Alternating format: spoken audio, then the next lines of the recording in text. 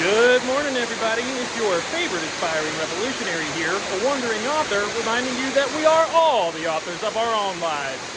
Today I'm in front of Parker Falls in the Sipsey Wilderness, and I am absolutely drenched with excitement about our topic. As always, my message remains the same: spend less, live more, earn your freedom with frugality.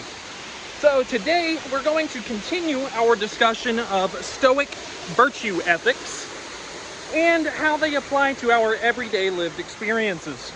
So the ethic that we're going to talk about today is what the Greeks called Sophrosyne, or Aristotle referred to as Enkrateia. Today we refer to this normally with the word temperance. Cicero of the Romans used 4 different words to translate it into Latin: temperantia, moderatio, modestia, and frugalista. Those translate to temperance, moderateness, modesty, and frugality. And ultimately, the unifying theme between all of these different concepts is it's mankind's ability to restrain ourselves from our bodily appetites. So like if you see a delicious pizza, whereas a dog would be unable to resist it, as a human, we have the ability to redirect ourselves and to control ourselves. Heraclitus of the Greeks believed that it was the greatest virtue, as did Plato.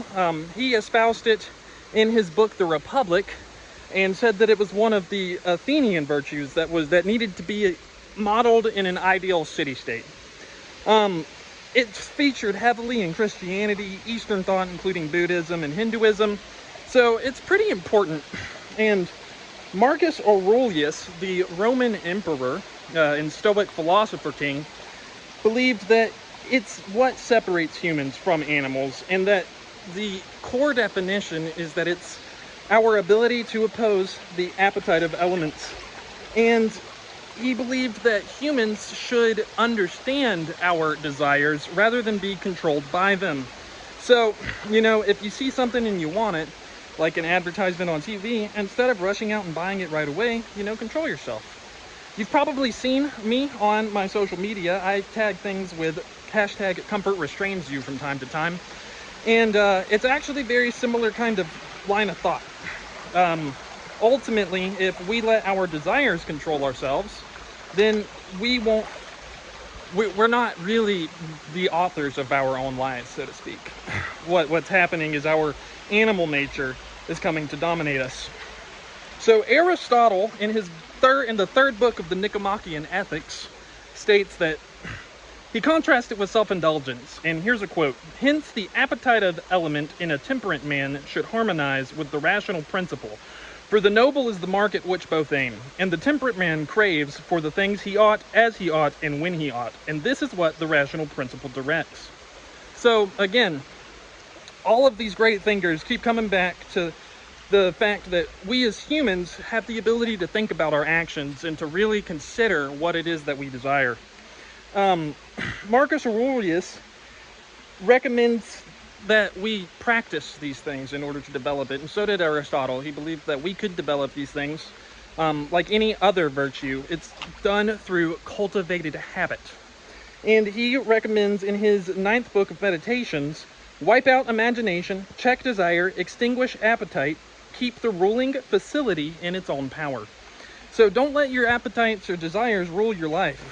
Whether you're working a job and you keep spending all your money, or whether you're trying to lose weight but you keep giving in to that sweet, that indulgent ice cream, as much as you want it, ultimately you know like what's best for your life and for your body and your mental health too. Marcus Aurelius does caution against too much restraint, though. If you go too far the other way, and Aristotle actually has some of this stuff too. So, like, for example, with frugality, Aristotle says, too much restraint turns into miserliness, where you're kind of like a butthole to people for no reason over money. And then finally, we'll close with another quote from Marcus Aurelius, where he describes his father, who he took great inspiration from. And he described his dad as, he was able to both abstain from and to enjoy those things which many are too weak to abstain from and cannot enjoy without excess. But to be strong enough both to bear the one and to be sober in the other is the mark of a man who has a perfect and invincible soul.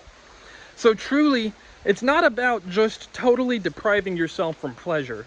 What matters is that you have control over your own decisions, and your appetites, your desires are not what's ruling you. So that concludes today's topic. As always, my message remains the same: spend less, live more, earn your freedom with frugality. We are all the authors of our own lives.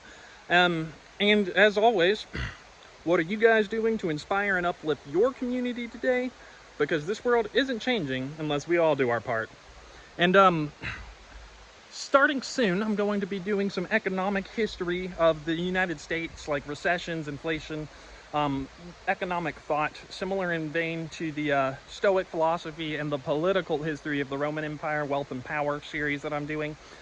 I think that it's pretty relevant with all of the talks of recession, the incredible inflation that we're all witnessing firsthand. And I've talked about like the Federal Reserve and the bank war, the second bank of the US before, but I think it would be beneficial for everybody if we kind of go into those topics a little deeper, so we kind of know what to expect in our own future coming up.